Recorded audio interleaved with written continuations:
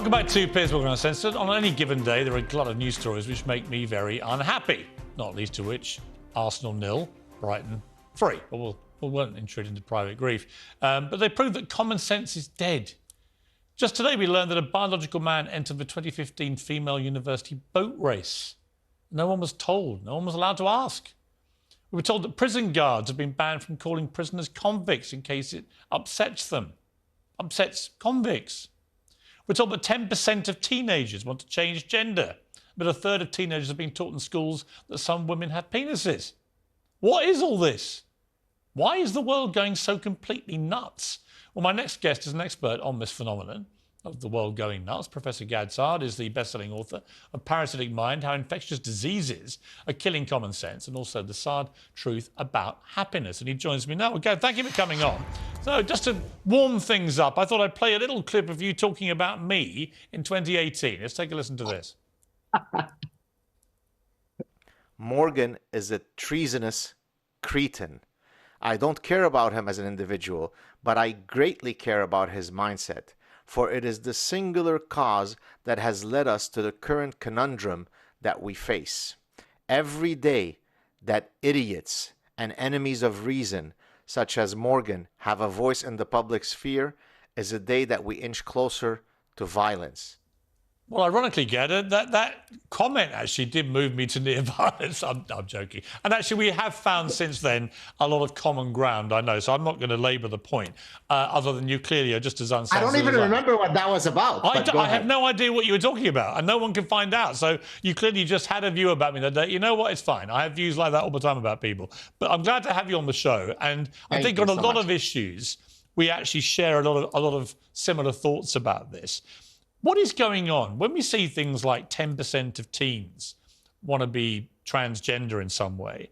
When you see that a male biological rower took part in a very high-profile race without anybody knowing that this was actually a man sitting in a female boat, when you see all this, how do we explain it, and where does this end?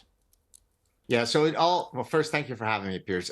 It all stems from, regrettably, I'm saying this as a professor, it all stems from the university ecosystem. It takes academics and intellectuals to come up with some of the uniquely dumbest ideas.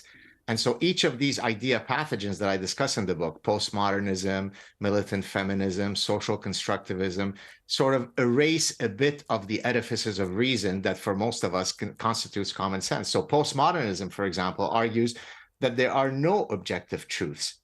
Even things that the average 3-day-old pigeon would recognize as biological fact is actually up for debate. And this is how we end up erasing all of the common sense that gives us shared meaning, so that men now who have 9-inch penises can be women. They simply have to declare themselves women, and voila, they become women. Yeah, I mean, it's completely insane. But you're right, facts have been eroded in this process, where people can put their hand up and talk about my truth as if somehow their version of the truth, which of course is statistically factual, that's the whole point of truth, that they can have a version of that, which isn't fact-based, it's just feeling-based.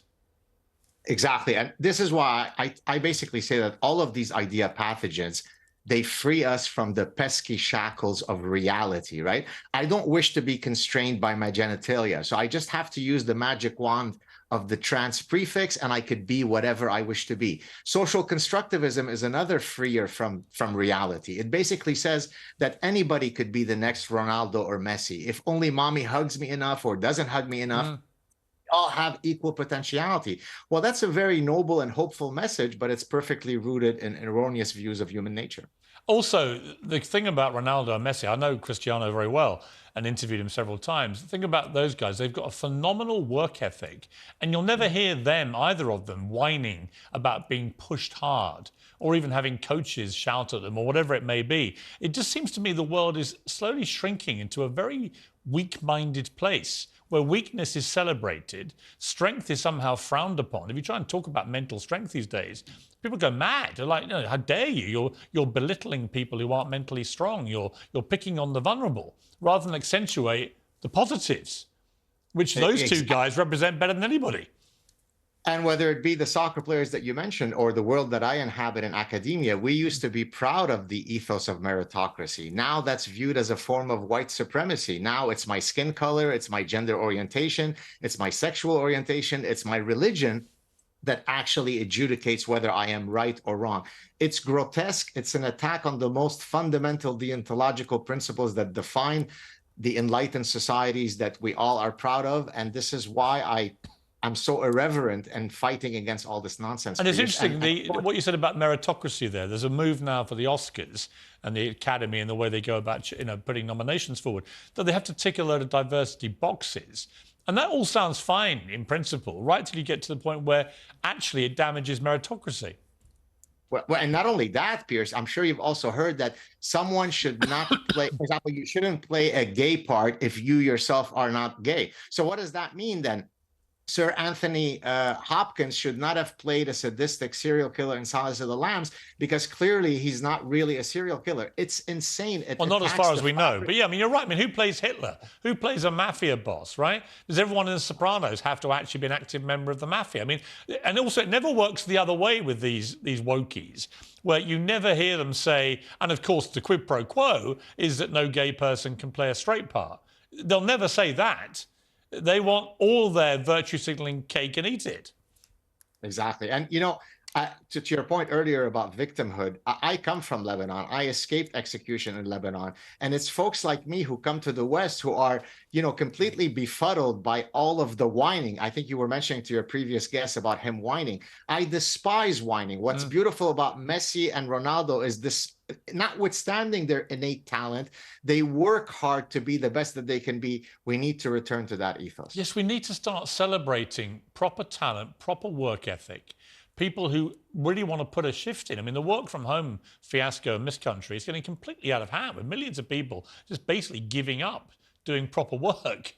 It's interesting you talk about professors there, because I think my favourite story of all the cancel culture stories involved an American professor who for 25 years had given a lecture about offensive language.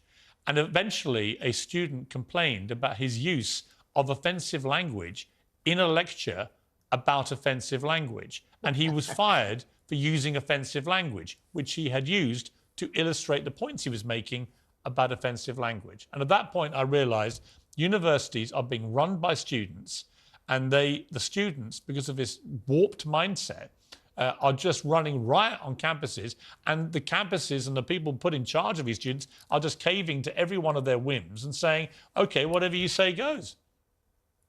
Indeed. And look, I can tell you, just past semester, I was teaching an MBA class where I was talking about the evolutionary roots of anorexia nervosa. And in that lecture, I talked about miscarriages. And one student huffed and puffed that I did not provide trigger warnings before mentioning something as, devastatingly sensitive as miscarriages. And this is someone, who went through the Lebanese civil war. So imagine how much disdain I feel for such an adult, an MBA student, that he requires me to offer trigger warnings before mentioning a medical reality such as miscarriages. It's unbelievable. Well, I actually need trigger warnings before I find myself in close proximity to one of these woke imbeciles, because it actually does bring me out in wheels. Gad, I could talk to you all night about this. I'm glad we've made up and we're friends again. Thank you so much. Please come back on Piers Morgan Uncensored again. I really enjoyed the chat. You're the best, and my apologies to Arsenal. Next year, they'll take it. You know what? I'm not so sure. Mentally weak. They should have signed Ronaldo when they had the chance back in October. He wanted to come. Anyway, that's another story. Gad, great to talk to you. Thank you very much. You too. Take care.